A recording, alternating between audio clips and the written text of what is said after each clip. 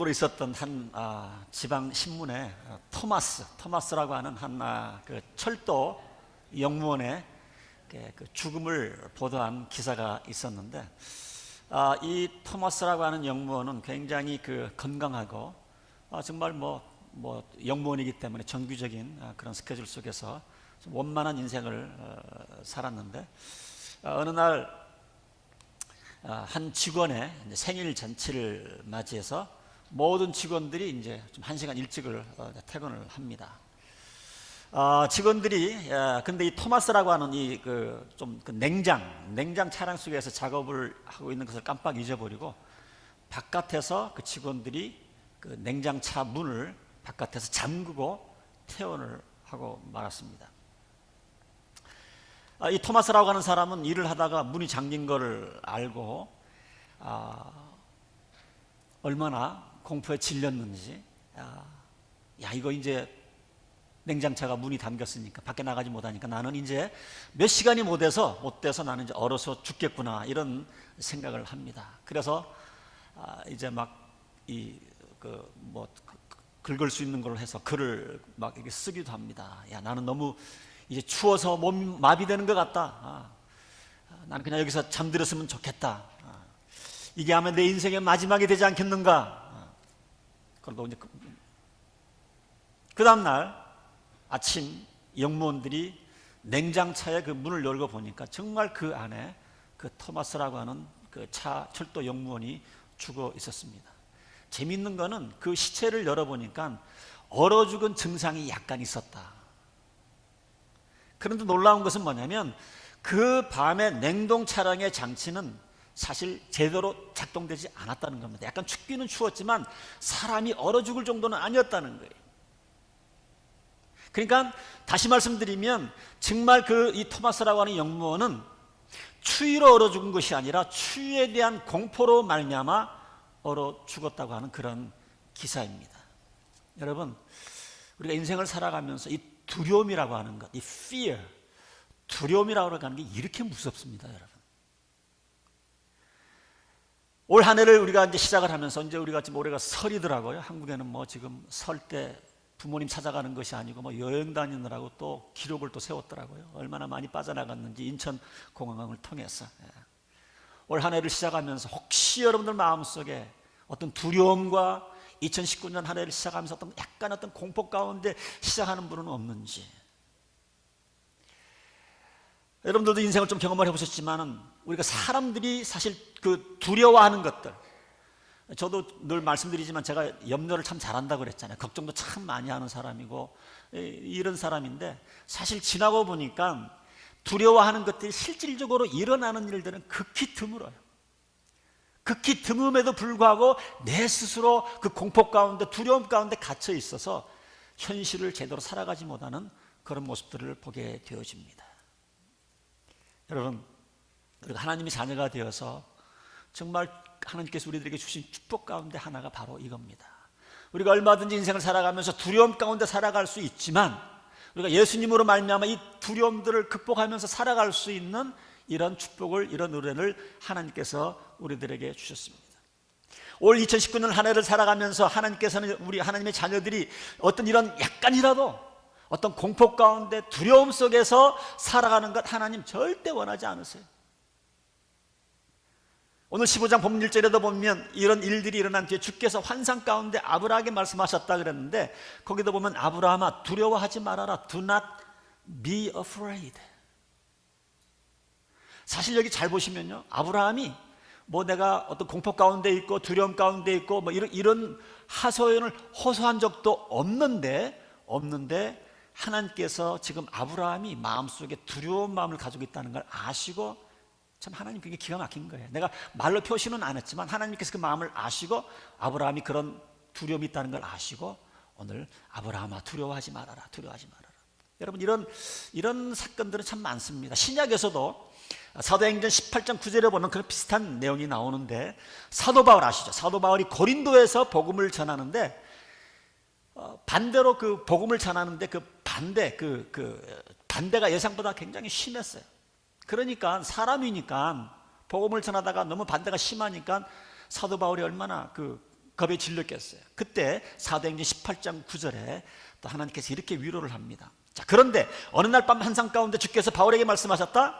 두려워하지 말아라, 두려워하지 말아라. 잠잠코 있지 말고 끊임없이 말해라.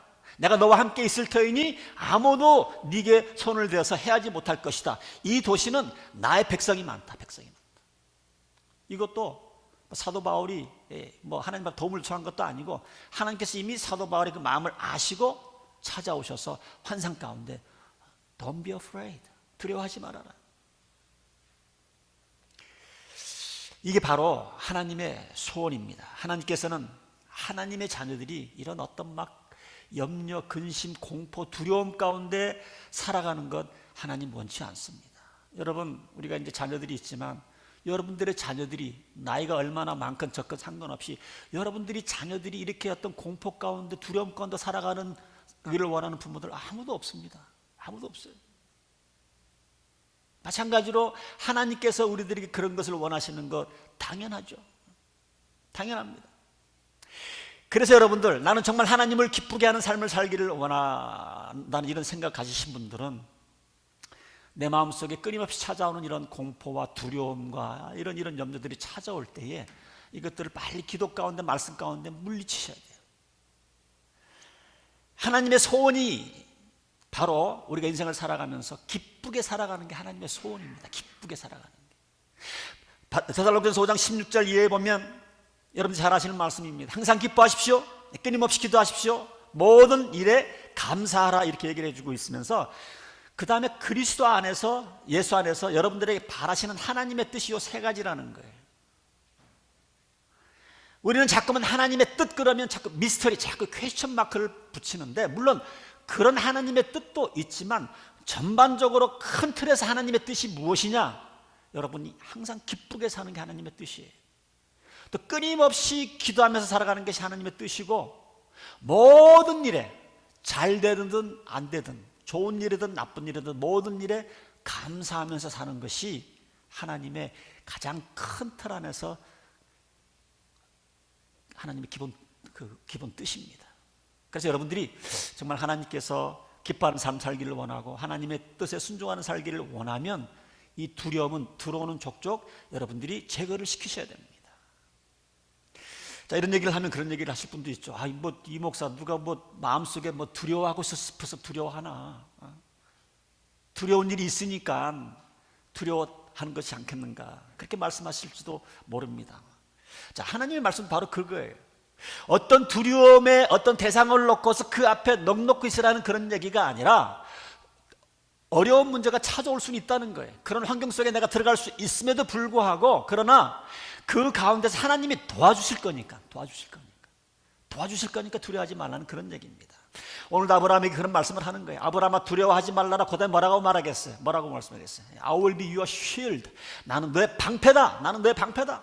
그러니까 두려워하지 말아라 이렇게 얘기를 해주고 있습니다. 사실 이제 좀 문맥을 보면 지금 아브라함이 조금 겁을 먹을 수 있는 상황은 상황입니다. 자, 요전에 이제 14장 13절에 무슨 요구 있냐면 사실 이제 그 인근 그 다섯 나라가 힘을 합해가지고 아브라함을 이렇게 쳐들어왔을 때에 아브라함이 사실은 그 몇몇 안 되는 그 군인들을 데리고 그 다섯 왕이 쳐들어왔을 그 사람들 다 물리칩니다. 일단은 다 하나님의 도움으로 물리쳤는데 이들이 다시 재정비해가지고 또 연합해서 또 쳐들어오면 어떻게 할까 하는 이런 그 생각이 들었던 것 같습니다. 다시 양심을 품고 다시 쳐들어오면 어떻게 할까?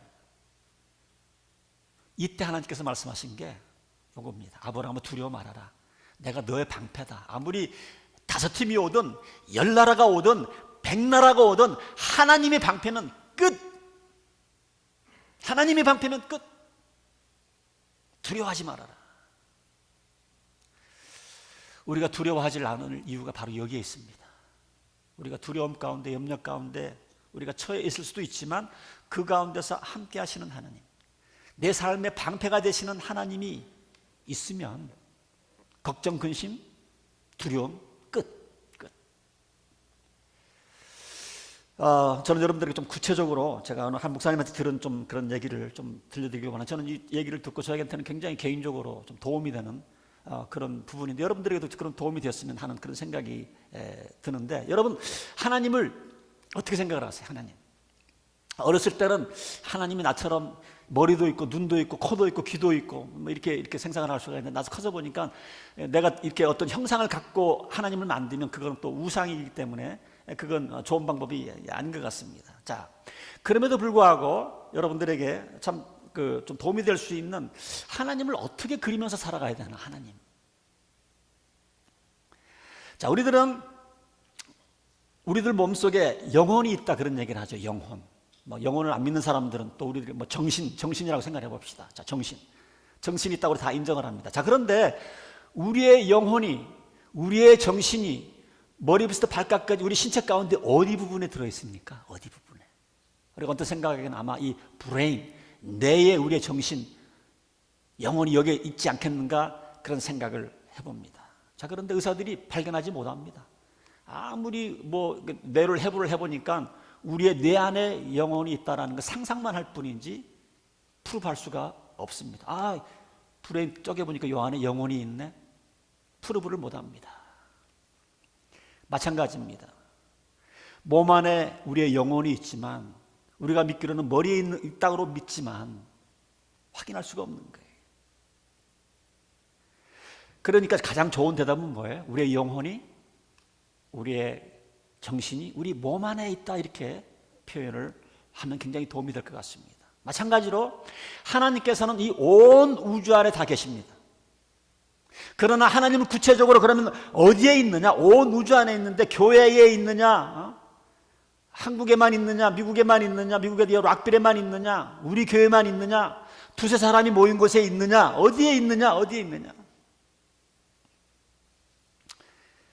제일 좋은 방법은 하나님을 그릴 때에 나 자신을 포함한 내 주위를 이렇게 감싸고 계신 분이다, 하나님을 그렇게 그리시면 정확합니다. 그리고 여러분들에게 실질적으로 신앙생활에 도움이 돼요. 나 자신을 포함해서 내 주위를 감싸고 계신 분이 하나님이시다. 그래서 우리가 기도할 때에 때로는 통성기도가 필요합니다. 막 답답하고 뭐가 쌓일 때는 통성기도를 통해서 확 토해내면서 좀 기도하면 좀 시원한 그런 부분도 있어요. 그러나 성경에는 통성기도뿐만이 아니고 우리가 마음속에서 신음하듯이 하나님 앞에 하는 그 기도도 하나님이 들으세요. 하나님이 들으세요. 왜 그렇습니까? 나를 포함한 하나님이 내 주위에 계시기 때문에. 지금 내 주위에도 계시고, 나를 포함한 여러분 오늘 예배 가운데도 계시고, 우리가 구역 모임 가운데도 계시고, 선교 공부 가운데도 있고, 우리가 사역 장소에도 있고, 선교지에서도 있고, 하나님은 어디를 가든지 하나님은 다 계십니다. 내 안에 계시면서 동시에 내 주위를 감싸고 계신 우리 하나님이, 이분이 나의 방패시기 때문에 우리가 두려워하지 않을 이유가 바로 여기에 있는 겁니다. 바로 여기에 있는 겁니다. 우리가 도움을 청하면 도움이 저 하늘에서 오는 것이 아닙니다. 저 하늘에서 있다 갑자기 막 슉슉 우리의 도움을 청하러 오는 것이 아니에요. 하나님이 우리 주위에 계시다가, 우리 안에 계시다가 우리가 도움을 청하면 즉시 오는 거예요. 기도를 하면 한참 걸리는 것이 아닙니다.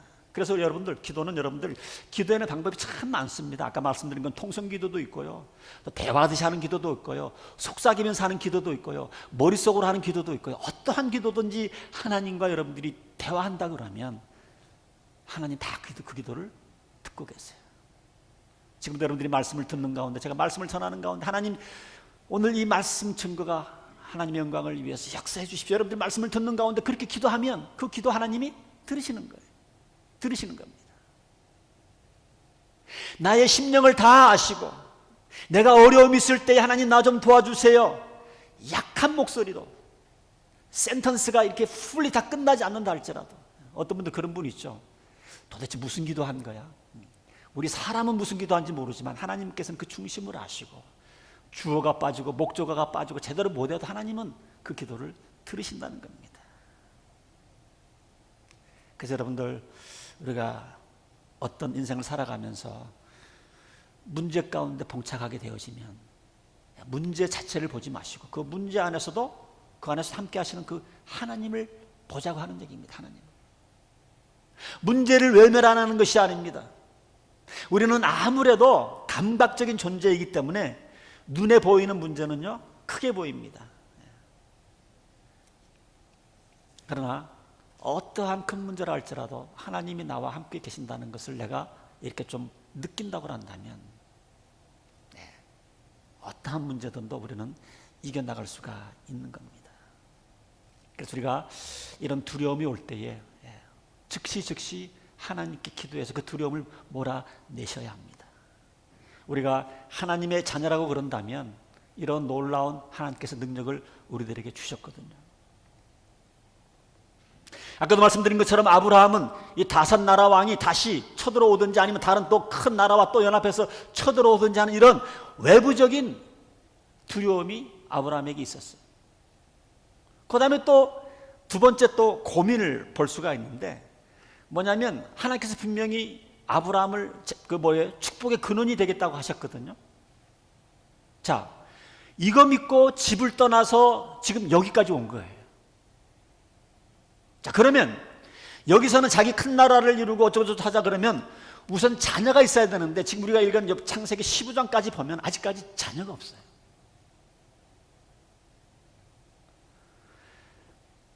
지금 아이가 낳을 수 있는 나이도 다 지나가 버립니다. 그래서 아브라함이 2절에 보면 아브라함이 하나님께 여쭈죠. 주 나의 하나님, 주께서는 저에게 무엇을 주시렵니까? 제게는 아직 자식이 없습니다.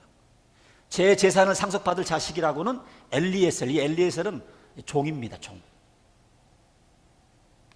종 중에서도 좀 높은 종이죠. 이름까지 나온 거 보니까 종이 많이 있었는데 이 엘리에셀은 좀 종 중에 높은 종인 것 같습니다. 그리고 그 당시 문화에는 자녀가 없으면 그 종 중에 가장 큰 종이 또 재산을 상속받을 수 있는 그런 또 특권을 누리게 되는데 이 엘리에셀입니까? 3절에 하나님께서 저에게 자식을 주지 않으셨으니 이제 저희 집에 있는 이 종이 저의 상속자가 될 것입니까?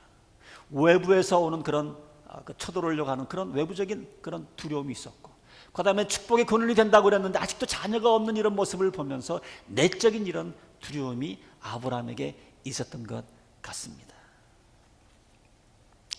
자, 하나님께서 그때 이제 4절에 야단을 치죠. 4절에 보면 주께서 그에게 말씀하셨다. 그 아이는 그 엘리에셀은 내 상속자가 아니다. 반드시 너의 몸에서 태어난 아들이 너의 상속자가 될 것이다. 그리고 한 걸음 더 나아가서 뭐라고 그러셨어요? 그 다음에 5절에 이제 시청각 교육을 하나님께서 하십니다. 하나님께서 아브라함을 데리고 바깥으로 데리고 나가서 말씀을 하시죠. 하늘 쳐다봐라. 하늘. 별 보이느냐? 별 보이느냐? 저 별들 한번 세어보아라. 그리고 말하기를 네 자손이 저 별처럼 많아질 것이다.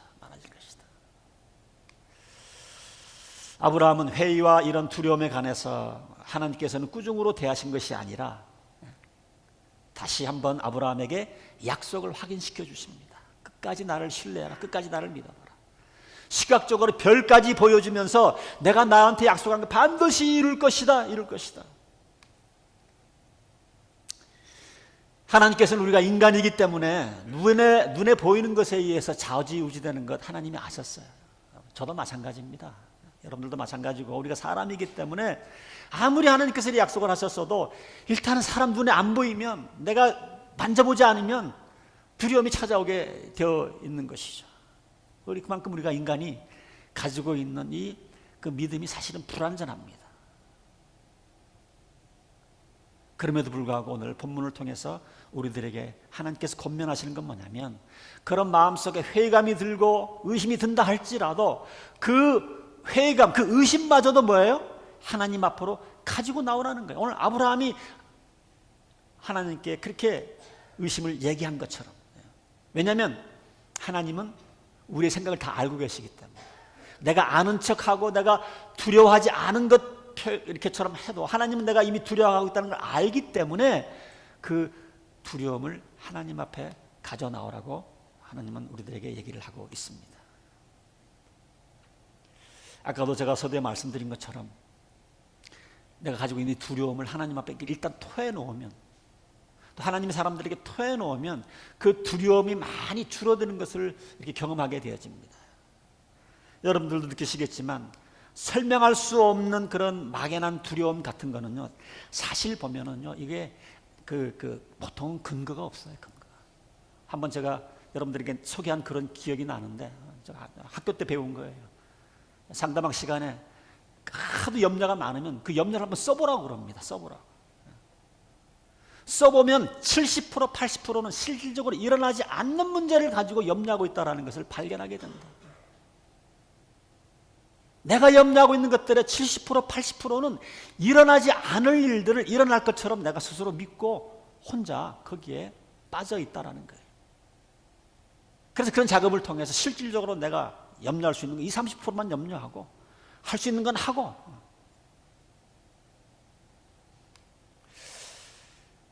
저는 목회를 하다 보니까 좀 제일 힘들 때가 역시 교인들 떠날 때가 제일 힘든 것 같아요. 저희 교회뿐만이 아니고 교인들은 오고 가고 하잖아요. 그러니까 교인들이 떠나면 첫 번째 드는 생각이 내가 뭘 잘못했을까? 내가 또 뭘 부족해서 또 떠났을까? 굉장히 죄책감에 시달립니다. 여러분들이 상상을 초월할 정도의 담임 목사로서는 그런 정신적인 어려움을 겪습니다. 이러다가 줄줄이 다 나가는 거 아닌가? 그런데 그럴 때마다 하나님 앞에 나아가 무릎 꿇고 기도하죠. 하나님. 그리고 말로 표현합니다. 참 어렵습니다. 기도합니다. 자, 그렇게 하나님 앞에 기도하고 나면 내가 너무 한두 사람 빠져나간 것으로 인해서 내가 너무 과하게 생각을 하는구나. 너무 엉뚱하게 생각을 하는구나. 그런 걸 깨닫게 돼요. 신앙생활 하다가 교인 빠져나가는 게 저희 교회뿐입니까? 큰 교회는 보통 몇십 명씩도 빠져나가고 몇백 명씩도 빠져나간다고 그러는데, 내가 너무 과도한 생각을 하면서 두려워하고 있구나. 그러면서 그 두려움이 저절로 사라졌던 그런 경험도 있습니다. 어떤 때는 하나님께 와서 두려움을 하소연을 하면 아브라함에게 다시 한번 약속을 확인해 준 것처럼 내가 읽었던 그 약속의 성경 말씀이 기억나게 하시면서 다시 한번 마음에 확신을 심어주면서 이런 두려움을 물리치게 해줄 때가 참 많습니다. 어떤 때는 하나님께서 아브라함을 데리고 나아가서 딱 별을 보여주셔서 두려움을 진정시켜 주신 것처럼 승리하게 하시는 하나님, 어떤 그런 모습을 보고 느끼게 하심으로 인해서 두려움이 사려지기도 합니다. 한 걸음 더 나아가서 이 두려움이 계속 여러분들의 마음속에 자리 잡고 있다고 그런다면 또 한 가지 기억해야 될 것은 뭐냐면, 이 두려움이 심하다고 하는 것은 내가 하나님을 지금 신뢰하지 못하고 있다는 사실을 우리는 또한 깨달아야 합니다.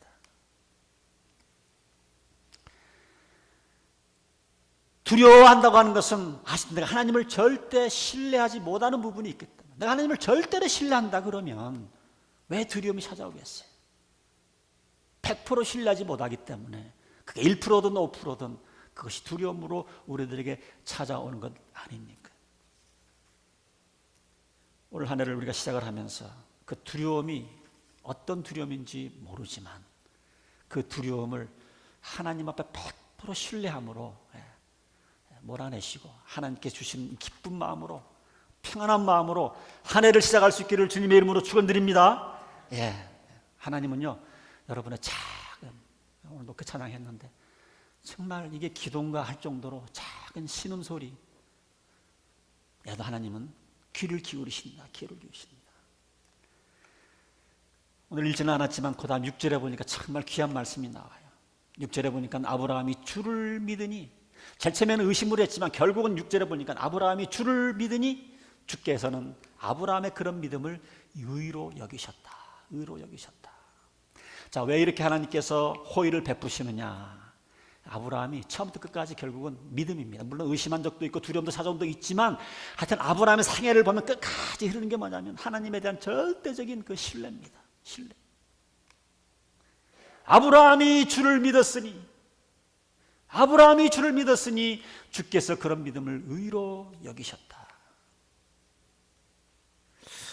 히브리서 11장 8장 같은 데다 보면 믿음으로 아브라함은 부르심을 받았을 때 순종하여 장차 분깃으로 받을 땅으로 나갔다.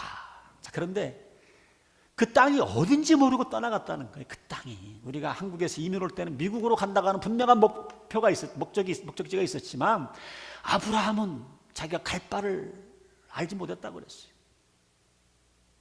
얼마나 큰 두려움이 있었겠고, 믿음 없이는 한 발짝도 움직일 수 없는 그런 상황이지 않겠어요? 그러니까 이 믿음을 보면서 하나님이 아브라함은 참 의롭다, 의롭다. 어떻게 나를 그렇게 100% 신뢰하는가?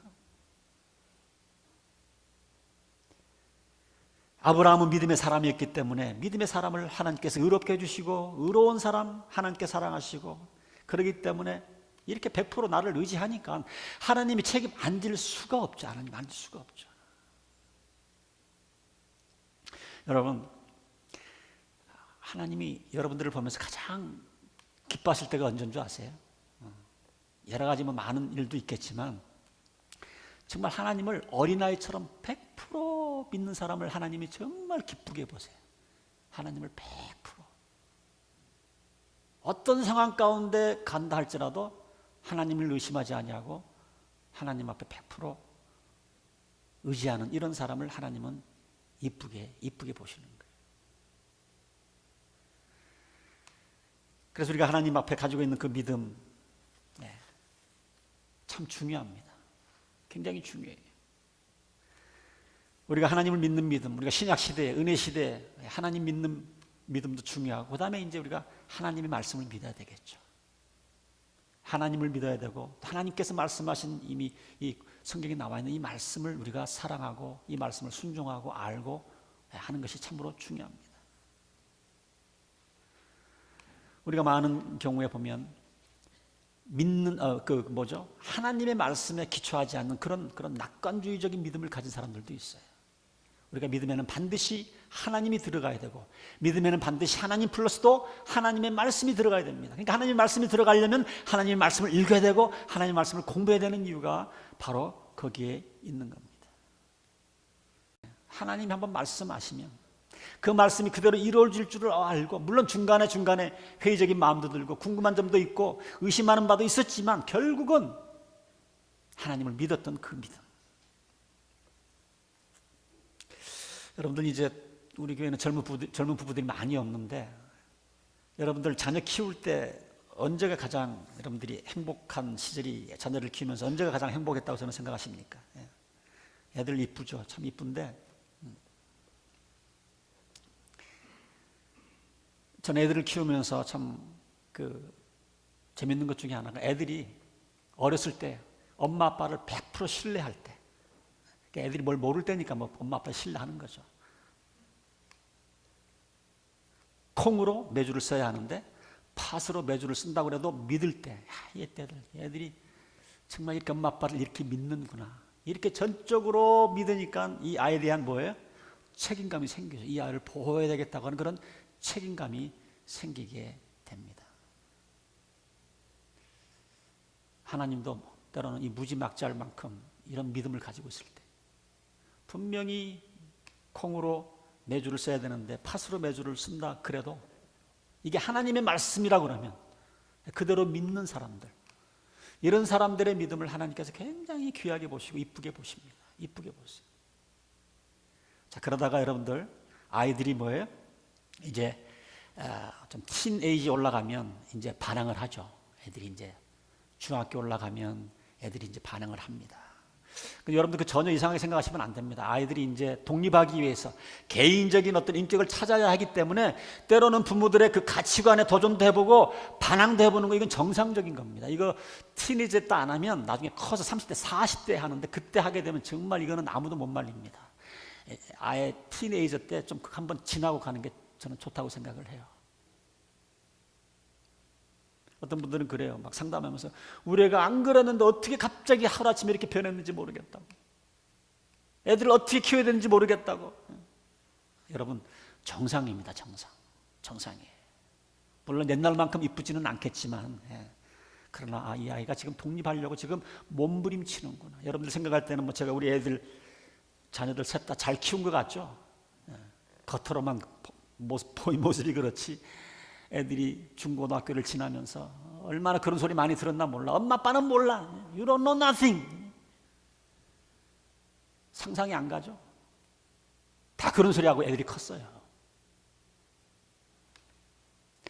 엄마 아빠가 그렇다고 그러면 당연히 믿던 아이들이 언젠가부터 아이들이 이렇게 엄마 아빠한테 도전하는 이런 모습을 보면서 힘들죠.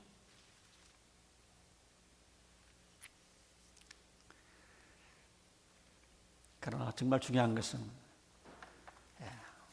하나님의 그 약속의 말씀을 있는 모습 그대로 받는, 너무나 중요합니다. 가장 큰 믿음은 뭘까요? 요한복음 1장 12절에 있는 말씀입니다. 그러나 그를 맞아들인 사람들, 여기서 예수님을 얘기하는 거예요. 누구든지 예수를 믿는 사람들에게는 하나님의 자녀가 되는 특권을 주셨다. 이 말도 그냥 그대로 받아들이는 거예요. 내가 예수 그리스도를 내 구세주 주님으로 영접을 했더니 그게 하나님의 자녀가 되는 길이라는 사실을 그냥 덥석 100% 받아들이는 겁니다. 여러분, 예수를 믿는다는 게 뭐예요? 자꾸 예수님 영접하십시오. 찬송가도 그런 영접하라는 얘기가 나오고, 설교 가운데 예수님 영접하십시오. 지난 주일날도 새가족 환영회를 하면서 예수님 영접하셨습니까? 예수님을 인격적으로 만나셨습니까? 질문을 던졌습니다. 믿음 생활의 가장 기본이 이겁니다. 예수님도 요한복음 5장 24절에 말합니다. 내가 진정으로 너희에게 말한다. 내 말을 듣고 또 나를 보내신 분은 영생을 얻었고 심판을 받지 않는다. 죽음에서 생명으로 옮겨왔다. 예수님을 주님으로 영접하지 않으신 분들, 어떤 분들은 그래요. 신의 존재는 인정하지만 예수님은 못 믿겠다 하시는 분들이 가끔 있어요, 여러분들. 근데 여러분들, 예수님 영접하지 않으면요, 하나님 만날 수가 없습니다. 그러니까 신앙생활의 가장 기본은 예수님 영접하는 거예요. 내가 죄인됨을 고백하고 예수님을 영접하는 순간 하나님 아버지가 내 아버지로 느껴지고, 말씀을 읽을 때 그때부터 그 말씀이 하나님의 말씀으로 들어오게 되어지고요. 그러니까 신앙생활의 첫걸음은 예수님 영접하는 거예요. 그래서 그렇게 복음 전도자들이 말씀을 전하면서 죄인인 것을 고백하시고, 예수님께서 죽으시고 사흘 만에 부활하신 것을 내가 마음으로 믿고 입으로 시인하시고 예수님을 나의 구세주 주님으로 영접하라는 이유가, 이게 여기에서 첫걸음이 안 떼어지면 그 다음에 말씀을 읽어도 말씀이 들어오지 않는 거예요. 하나님 아버지는 멀리 계신 분으로 느껴지고 계속 퀘스천 마크만 붙게 되어 있습니다. 신앙생활의 첫걸음은요, 예수님 영접하는 게 그렇게 중요해요. 예수님 영접하는 게 그렇게 중요합니다.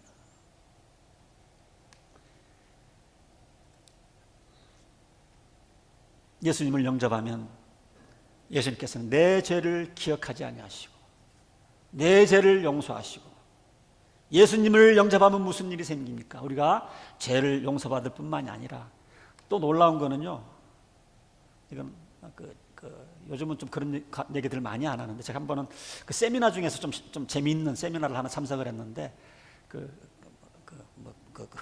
가게에, 그 집안에서 흐르는 그 저주의 가게를 끊어라. 물론 좀 그게 좀 신학적으로 좀 정립되어야 될 부분도 있지만 어느 일정한 부분은 맞다고 저는 생각을 하는 목사입니다. 여러분, 주위에 한번 가만 보시기 바랍니다. 성적으로 학대받은 사람들은 안타깝게도 자기나 자기 자녀나 어린 사람들에게 성적 학대를 똑같이 가합니다. 노름꾼의 집에서는 노름꾼 자식이 나오고 그 자식이 노름꾼이 될 확률이 많습니다. 화만 나면 이것저것 상관없이 집어 던지는 사람들, 그 자녀들도 똑같이 커서 결혼하면 또 배우자 앞에서 집어들릴 확률이 많이 있습니다. 그 세미나에 의하면 그 가게에는 이런 삶의 어떤 저주가 흐르고 있다는 거예요. 그런데 우리가 예수님을 영접하면 이 저주가 딱 그 순간에 멈춘다는 거예요. 자, 그러면 어떻게 하면 우리가 이런 새로운 언약 속에 들어갈 수가 있는가? 이것도 우리가 예수님을 영접하는 것부터 시작을 하는 거예요. 예수님을 주님으로 영접을 해서 이제 내 인생의 머리부터 발끝까지 이제 이분이 컨트롤, 통치자로 모시는 거예요. 예수님의 통치권 밑으로 내가 들어가는 겁니다. 이것이 바로 예수님을 주님으로 영접하는 겁니다. 예수님께서는 이제는 내 인생의 주인이십니다. 나를 내 인생의 통치권 밑으로 들어가는 그 순간. 한 2주 전에도 우리가 침례식, 그 추운데도 우리 집사님들이 수고를 해주셔서 침례식을 했는데, 여러분들 제가 그 드리는 4가지 질문 기억나시죠? 우리가 예수님 영접하면 그냥 영접하는 것으로 끝난다고 생각을 합니다. 그냥 하나님의 자녀가 된 것으로 끝난다고 생각을 하지만, 저는 그 침례탕에서 꼭 묻습니다. 이제 내가 예수님을 영접했기 때문에, 내 안에 성령님이 계시기 때문에 이제 하나님의 그 뜻대로 살고 싶은 그런 욕망도 주시고, 욕망만 주시는 것이 아니라 또 그들에서 살 수 있는 능력 주시는 것을 믿습니까? 그랬더니 선교사님 아멘. 우리 혜주 양도 아멘. 여러분들 들으셨는지 모르겠지만,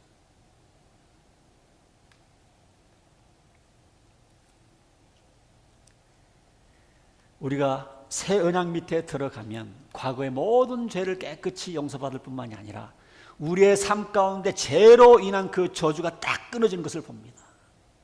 가끔 가다가 하나님께서 역사하시는 거겠지만, 침례받을 때 어떤 때는 가끔 그런 기도를 해주고 싶을 때가 있어요. 이 가게에 예수님 영접하기 전까지 흐르고 있던 그런 어떤 저주가 있으면 예수의 이름으로 물러가니, 그런 기도도 할 때가 있습니다. 매번 하는 건 아니지만.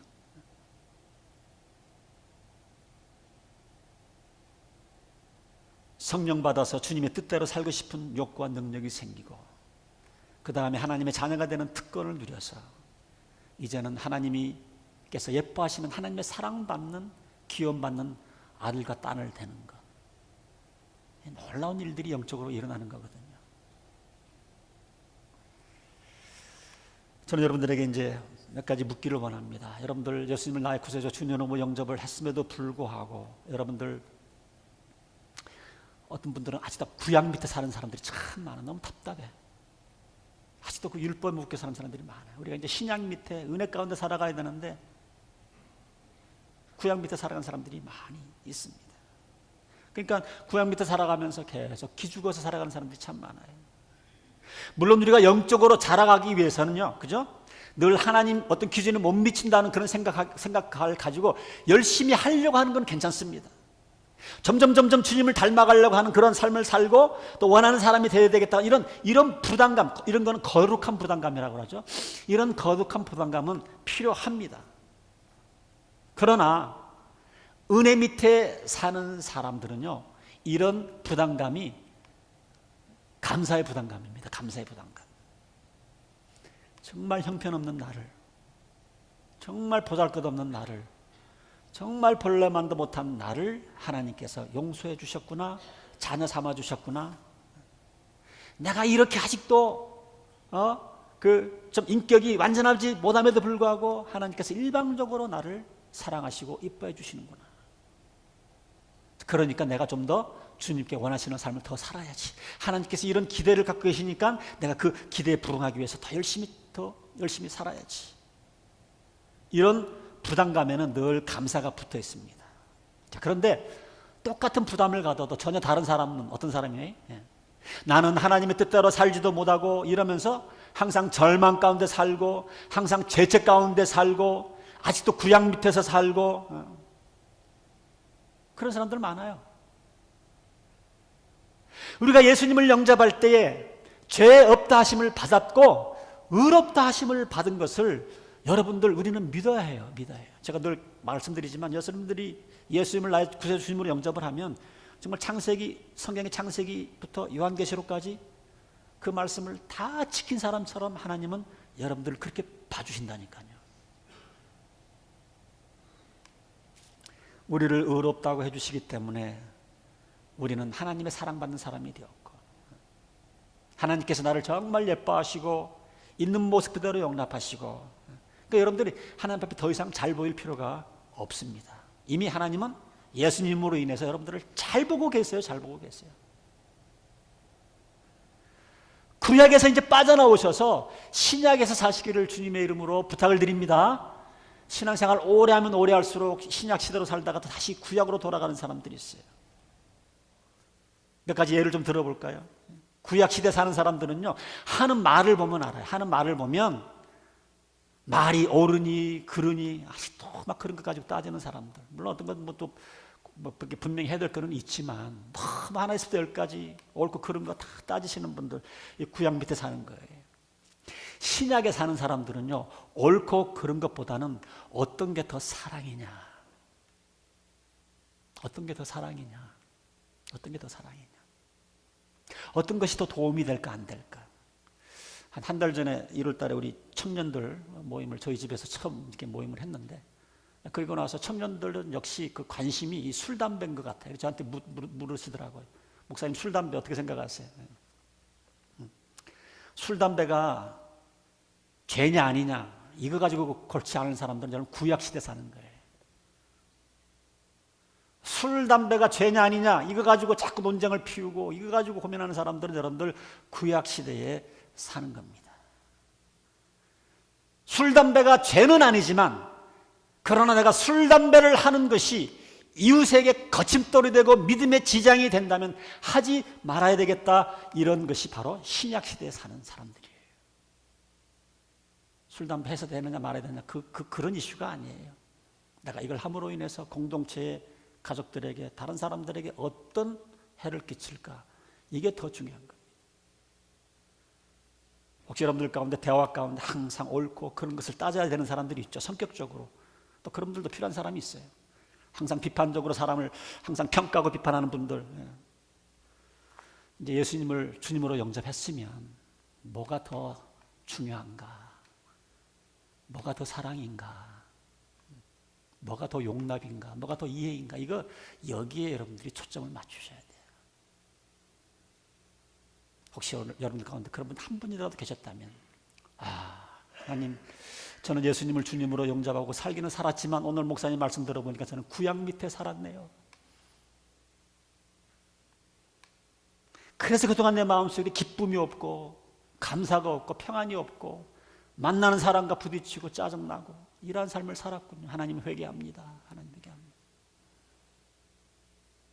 왜 이렇게 만나는 사람마다 못마땅해 해 보이고 위선자로 보이고 왜 이렇게 못나 보였는지 다 여러분들이 율법주의자로 살아서 그래요. 아직도 구약 밑에서 살기 때문에 그렇습니다. 여러분들이 정말 예수님을 진짜 주님으로 영접하고 신약 속에 사는 사람들은요 이런 것들이 나와요. 이런 것들이. 그래서 여러분들 우리 크리스천들은요 잘 웃으셔야 돼요. 잘 웃으셔야 돼요. 잘 웃으셔야 됩니다. 많이 웃어야 됩니다. 우리 교인들은요 정말 지난번에도 그 새가족 환영회 하면서 새가족 하면서 이제 그런 얘기를 하시더라고요. 근데 요번뿐만이 아니고 새가족 환영할 때마다 늘 듣는 얘기예요. 이 가족은 우리 교회는 밝대. 교회 건물도 밝고 사람도 밝대. 이건 굉장한 칭찬입니다, 여러분들. 여러분들이 잘 웃어서 그런 것 같아요. 잘 웃어서. 자, 이걸 여러분들 좋은 전통으로. 참 제가 제일 불안한 사람들은요 이상하게 신앙생활을 열심히 하면 할수록 기도를 더 많이 한다고 하는 사람들이 보면 얼굴이 더 심각해져. 예수 잘못 믿는 겁니다, 여러분. 내가 예수 잘 믿는다 그러면서 얼굴이 심각해지는 거예요. 여러분, 예수 잘못 믿는 거예요. 잘못 믿는 거예요. 내가 영적으로 성숙하냐 안 하느냐 가장 큰 특징은 내 삶 가운데 얼마나 감사가 있고 기쁨이 있느냐. 정말 성숙하신 분들 많이 웃어요. 나는 우리 양 목사님 보면요 옆에서만 봐도 웃음이 저절로 나와. 이분은 말하는 모습도 또 웃는 모습이야. 이렇게 웃는 모습.